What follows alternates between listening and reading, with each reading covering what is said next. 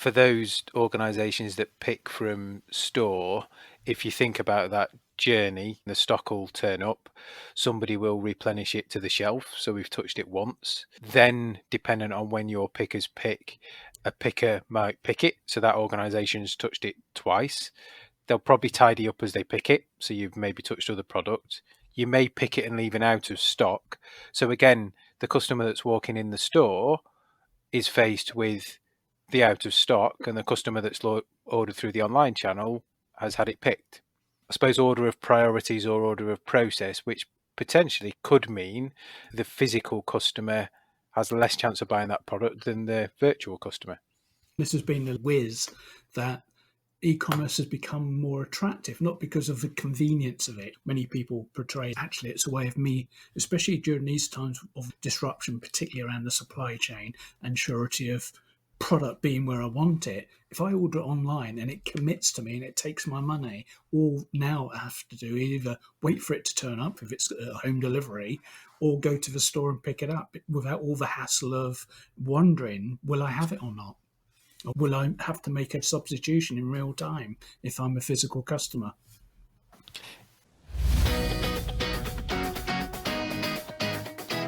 Welcome, and thank you for joining me today. My name is Gary Newbury. I'm a senior executive on call, helping businesses in the make, move, sell flow of consumer goods and services.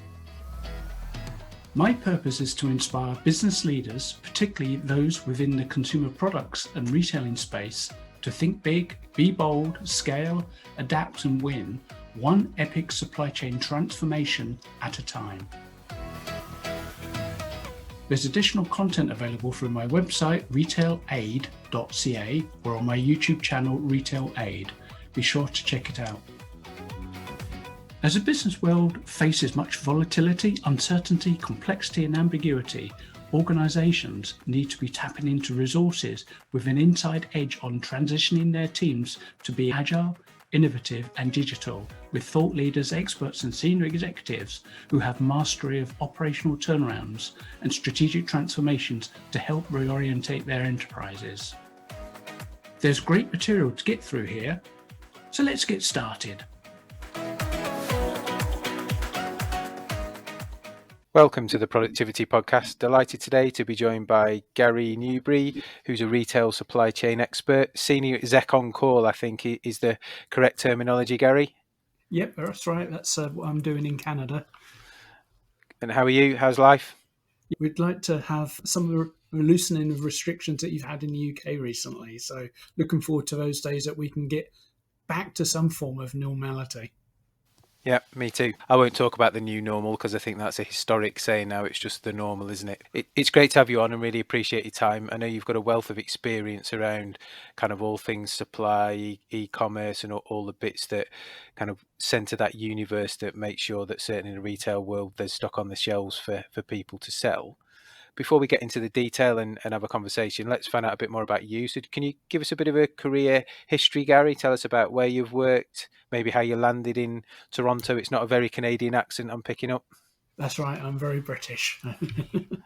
So I started my career weirdly, went up the pole in terms of accountancy. Then I did an MBA and I came out of there and did a couple of operational turnarounds and quite enjoyed the fun of that because you were looking across functions as opposed to just in one isolated function itself. When I joined Storehouse Distribution as it outsourced its logistics to Excel Logistics, but there were many other contractors involved in that, including Christian Sowerson and BRS, just to date me. There was a switch in strategy, having decentralized everything and brought all the supply chain together. There was a change of heart at the center of the business, and they said, "Oh, we've got to decentralize the business and push the supply chain, or at least the logistics, back to each individual retail brand." And those brands included at the time British Home Stores, Mothercare, Habitat, and a whole range of other smaller banners. When I joined AH Distribution and helped grow the organisation from, in Canadian terms, $35 million to $350 million in 3 years. And for those people who are of a trucking persuasion, it included Bayliss Distribution, Barnfather, and a few other bits and bobs that we acquired along the way, as well as growing the business. And then I did 18 years of independent work, working for a whole range of companies, including some very big names, Homebase, Sony, you name it. I've probably been in and around the logistics and supply chains of those operations. And then I moved to Canada and was overcome by how different the weather was insofar as when it got to about April, the sun came on and it didn't stop.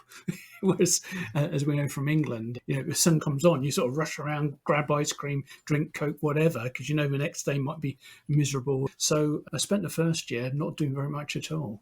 But the second year, I spent networking and I found myself into a food service company for initially quite a small piece of work. It was to look at how do you get small deliveries off of the distribution fleet and put them onto a different format of vehicle, different operation.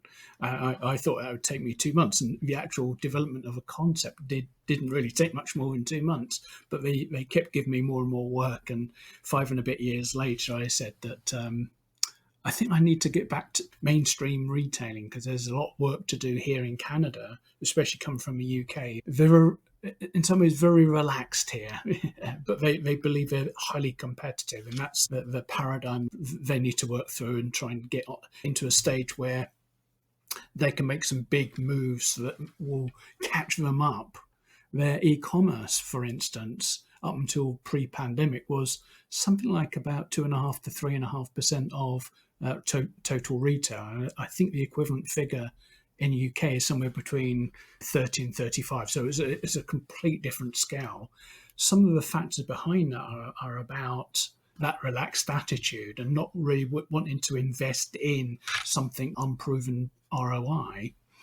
And the other one is the geography of Canada. I mean, if anybody grabs a map and said we've only got like 6 or 7 main centres in the second largest country in the world, quite a lot of it is, if you look on certain different maps, they've got quite a lot of white space that's covered by Arctic snow. But most of the activity is something like 90% of the people live within 200 miles of the US border. And that strip lasts for about 3,000 miles across. So it's a pretty high logistical nightmare if you're trying to run a situation which requires high density operations. Amazing. Some brilliant experience there, Gary. Some names I'm sure people are familiar with, and anybody who's listening in the UK right now, and it's quite cold and gloomy, I'm sure will be jealous of your climate and weather. Oh, I don't know. It's minus 15 today. A high of minus 15. You're set up and you can take that, and you'll get the extremes of the hot weather the other way. If it was minus 50, if it was minus 15 here, I think we'd be in a self-inflicted lockdown because we couldn't travel. Anyway, so on to business. E-commerce you touched on, so I think that's a really good place to start. Certainly in the UK, as you said, the proportion of e-commerce, and if we include in that, all the click and collect going out and coming back, has grown significantly during the last 2 years. I think more from the pandemic than anything, but those levels are staying. And it's interesting because I was doing some store visits in the UK, a couple of retailers over the last couple of weeks, and that there's a real dichotomy, I think, at the moment, because you've got retailers that have a good online platform. They'll generate lots of sales. They'll maybe have collect from store and return from store. But you've also got lots of retailers that are also seeing big growth in the likes of Uber Eats, Deliveroo, Just Eat for food product, but now also for vitamins, minerals, maybe medicines and all the other things. My takeout from my visits were, and you may disagree or agree with this, the challenge is big and is getting bigger because as a retailer, I've historically maybe bolted on a cupboard or given some space in the warehouse for the stock to come in from that channel and the stock to go back. And that channel's grown massively and now causes me a real headache because I'd probably want to lay the store out completely differently to cater for it. And now I've got people coming in with Uber Eats bags, Just Eat bags to collect product as well on a short timeline to deliver out to customers, when actually we've kind of forgotten about the customer that's in the store or in the queue. And I'll take your thoughts on that and give you an example of something that I thought made my blood boil a little bit, I suppose, when I saw it. It would be interesting to hear what you have to say about that. But I remember being on a podcast back towards the end of 2019, and it was designed to talk about systems and stuff about e-commerce. And actually, it was with Rethink Retail, and I actually changed the nature of the conversation. And we talked about Target, because Target's often seen as one of the legacy retailers who've done a really good job of embracing both store and e-commerce traffic together. But I said of most of the press cuttings I get when I read them, I think, right, they're doing a great job. Certainly at that time they were. But one thing I couldn't get my mind around, we both sort of got an aspect of warehousing in our background. Why would you pick from a store and not, and on top of that, when you've got a team of target pickers going in to pick orders that have just come in, you're sort of barging past the customer. You're now competing for the same goods on the shelf as a customer is. And as we go into peak, the team gets bigger. They push harder to get the customers that way. As the customers, they're coming at a great rate of knots. They want to secure their stock for Christmas breaks and stuff like that. So I've always been an advocate of actually finding a way of not doing it in the store. And the development of micro fulfillment centers is a good step towards a different type of solution. It gives you so many other benefits, such as stock accuracy. So I'd be interested to hear what made your blood boil. So I saw this twice on the same day, and I've seen it countless times since. And maybe now it's because I'm aware of it that I'm seeing it, rather than it's new. But look, I'll tell you the story. So visiting retailer X in the store, 5 or 6 customers in the queue, and this is a retailer that sells, it's not a McDonald's type retailer, but a fast foodish retailer, let's say. And customers queuing, ordering, guy walks in with a Just Eat bag, walks straight to the front, picks up his order, colleague stops serving the customers in the queue, serves the guy with a Just Eat, guy goes out. Serves the next customer, another guy walks in with a Just Eat bag, stops serving the people in the queue, serves the guy with a Just Eat bag, walks out, starts serving. Now the queue's 10 or 11 people. And this just happens, carries on, Just Eat, Uber Eats, Deliveroo. And every time they come in, the customer in the queue, the physical one in front of them, gets parked and stopped and forgotten, and they service the delivery partner. So I kind of thought I get some of that because they're on a service level agreement to fulfill that order in X minutes, and it's this, that, and the other. But almost a physical customer in the store became invisible in those moments of time. Yeah. So I thought that might just be the policy in that one store. Move on. Not a great experience, but is what it is. Went to another store. Exactly the same thing happened. And I'm then starting to think this is a symptom of the fact that the store's not set up to deliver that capacity, those different channels in a way which makes both customers feel important. It feels like they're almost making a choice of this one's more important as soon as they go in, even though I'm stood there looking you in the eye saying, can I have 2 of these, please? It was a really bizarre thing and replicated, as I say, in a different brand in a different store pretty much instantly. There's some strong parallels there as well, because if I want to secure my stock, I've learned that I can do it by e-commerce, and I can just drive up to the store and some guy grabs my stuff and runs out hurriedly to my vehicle. The boot goes up, puts the stuff in, boot goes down. On your way, sir. That same person could have been serving a customer in the store. So there is this strange, I would say, intermediary world that we're going through. Before the pandemic, certainly over here in Canada, where e-commerce wasn't a big feature, it was the store traffic, and that was the attention of stores. But now we've got click and collect, or Boppis, or whatever you like to call it, where the same format of store, the same organisation is actually servicing 2 channels. And I would argue perhaps not doing it particularly well. Many what of us would say, if you're an executive in one of these organisations, no matter how well you think you're designing your process, sitting in the C-suite, the boardroom, wherever it might be, and issuing missives by email, communication means, actually go onto your website, order something, and follow all the way through and see who you meet along that way, and put yourself in the shoes of a customer. What would their experience really be? Not your designed experience, but your actual experience. And then do a compare and contrast and work out what you need to do in your store, in your food service outlet, whatever it might be, to try and bring your thoughts into line with reality, or bring reality closer to where you want it to be. But that often requires quite a lot of process re-engineering, maybe infrastructural changes, certainly a lot of training with the people who are delivering these potentially two channels of operations. Back to your kind of micro fulfillment center example, it's interesting, isn't it, that for those organizations that pick from store, if you think about that journey that you've described in terms of following, the stock will turn up, somebody will replenish it to the shelf. So we've touched it once. Yeah. Then, dependent on when your pickers pick, a picker might pick it. So that organization's touched it twice. They'll probably tidy up as they pick it. So you've maybe touched other product. You may pick it and leave it out of stock.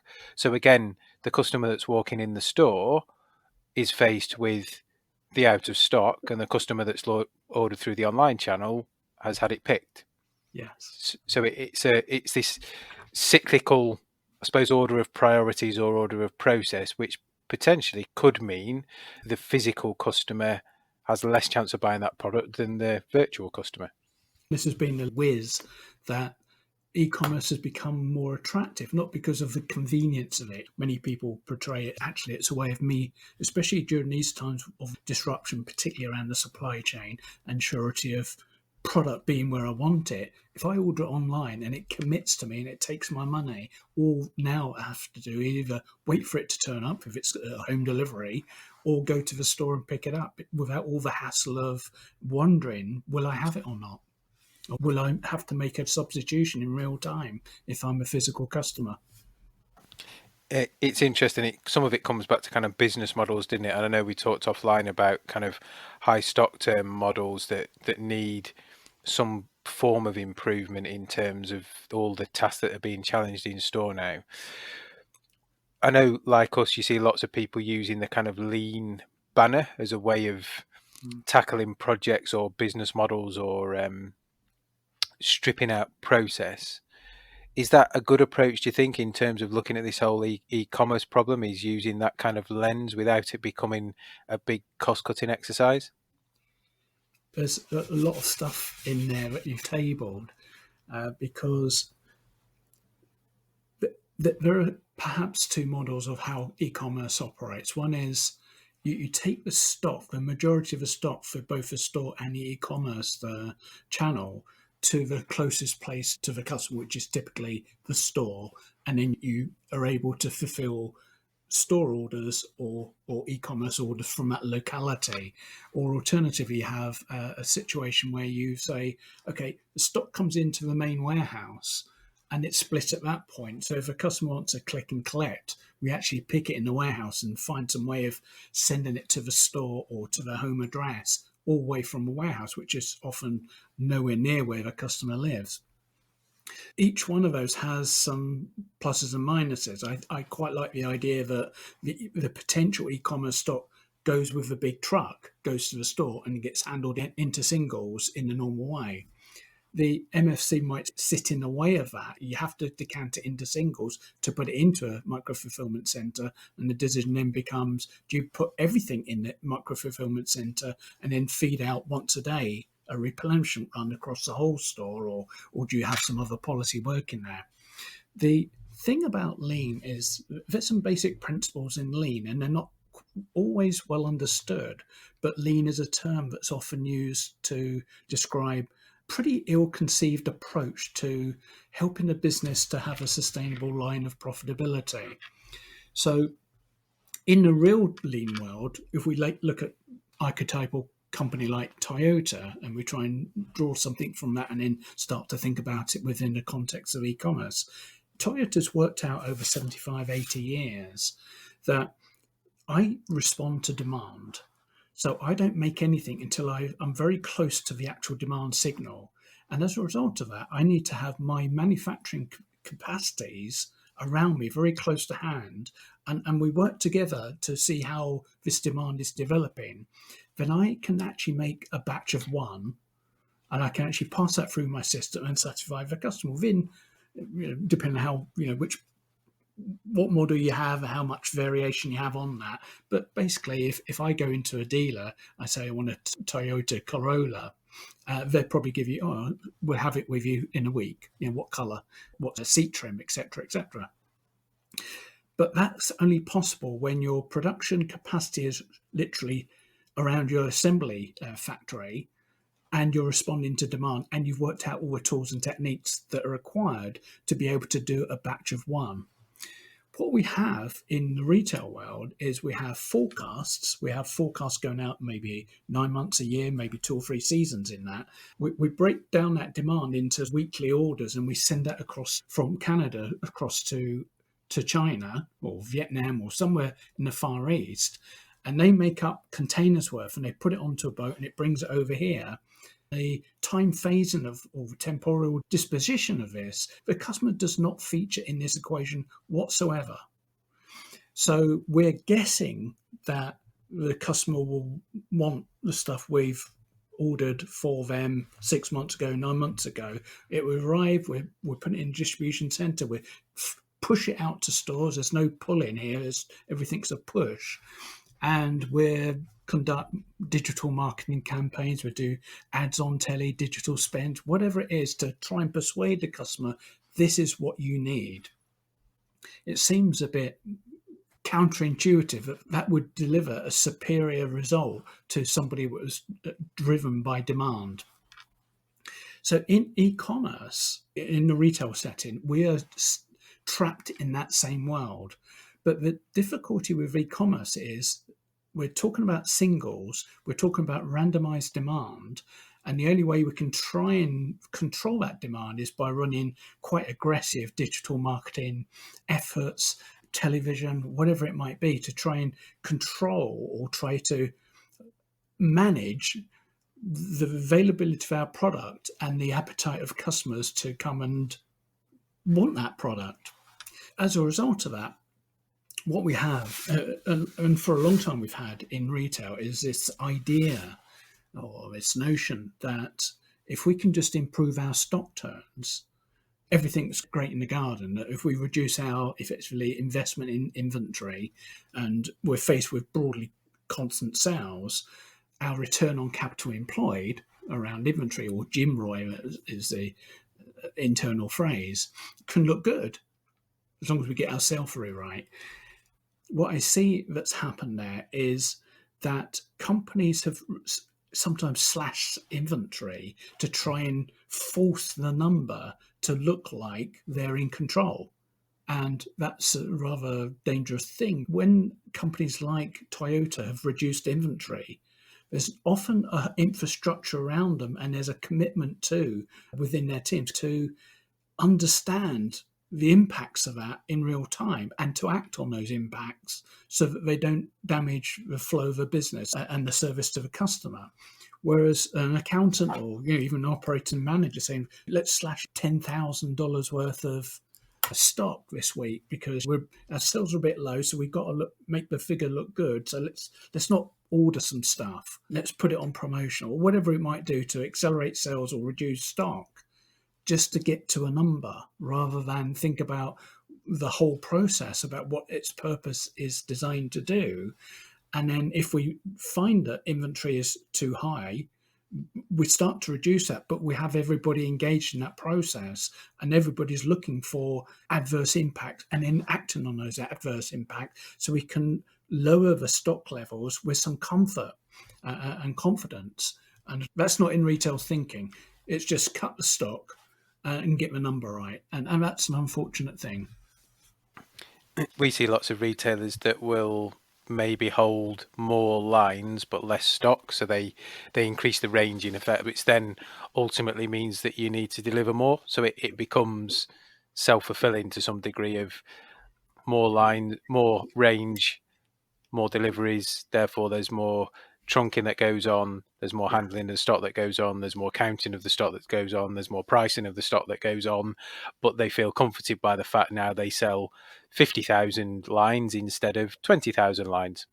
That's the dilemma of retailing, is that what we've learned over a long period of time, when we start a banner, a brand, we go to market and we get some success. We think, oh, I'll tell you what, let's put some more stores up. Okay, let's build another 10 stores, and we're still making some success.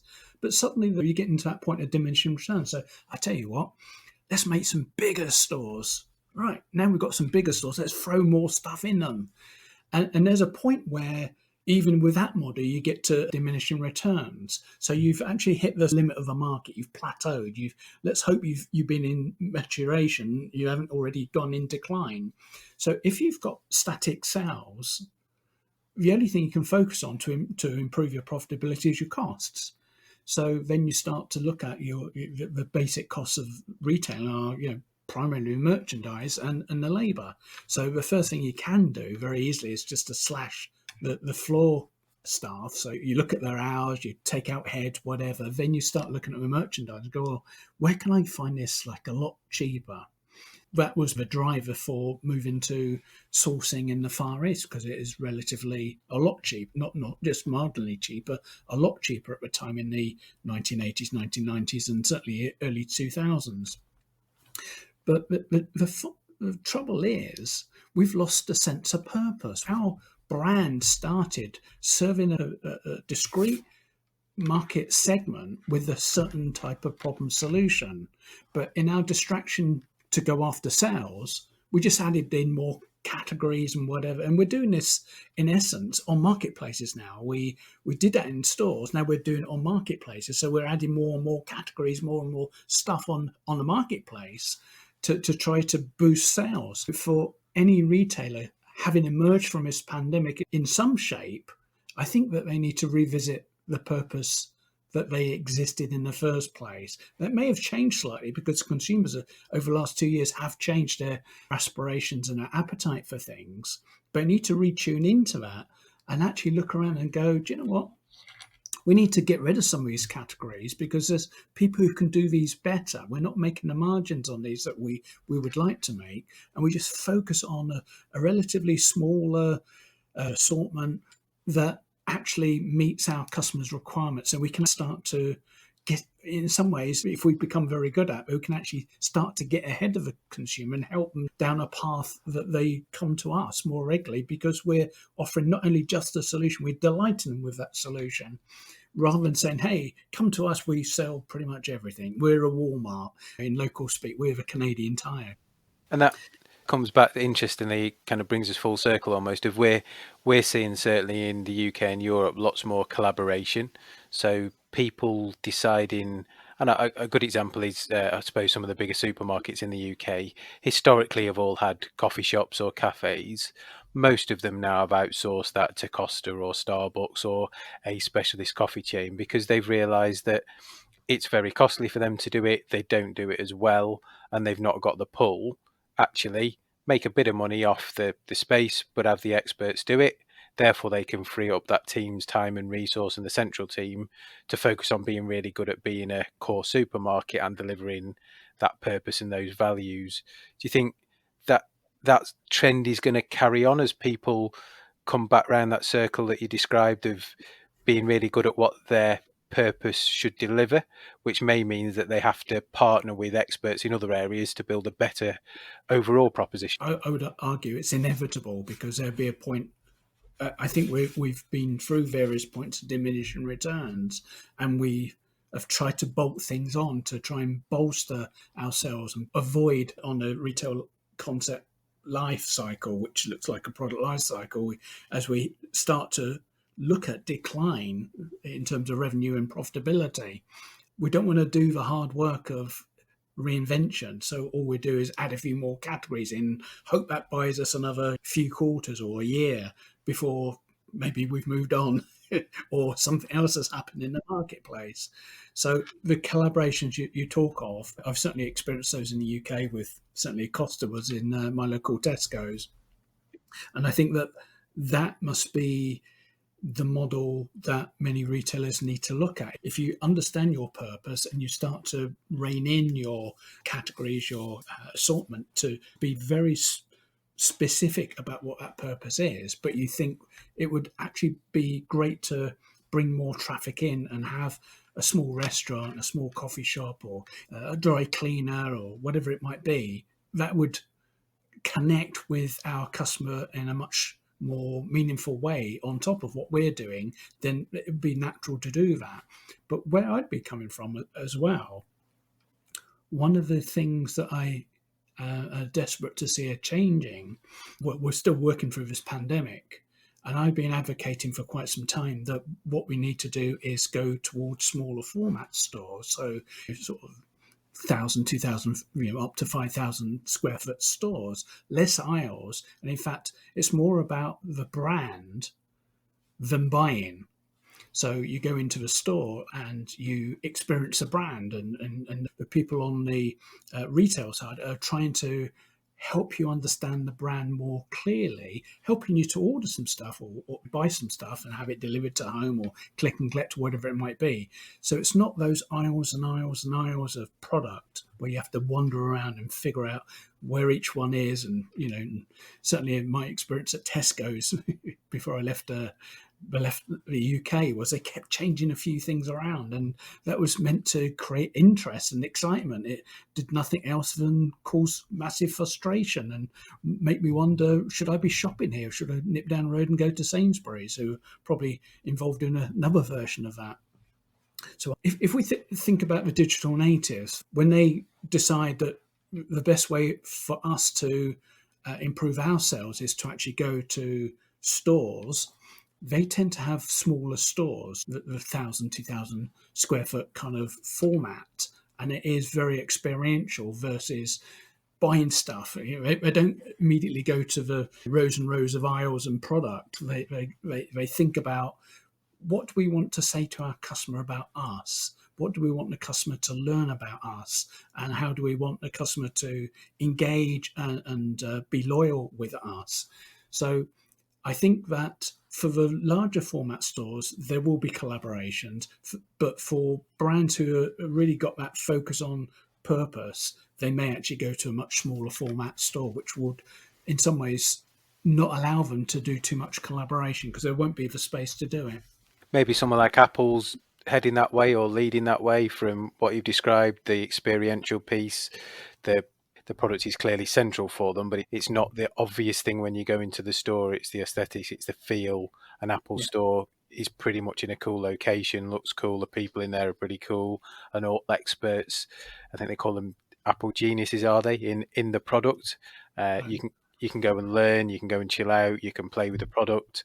And ultimately, they want you to buy into the brand, because once you buy the watch, you'll buy the phone. Once you buy the phone, you'll buy the iPad. So it's a jump in at any point on this loop, because once you're in, it's kind of difficult to move back to Android or Samsung or a different kind of operating system. Gary, it's been a pleasure to catch up. A couple of things from me. Final question that everybody gets on the podcast is, what's the best bit of business advice you've ever been given? I've been given lots along the way, and I've also, through working with lots of different organisations, learned a lot.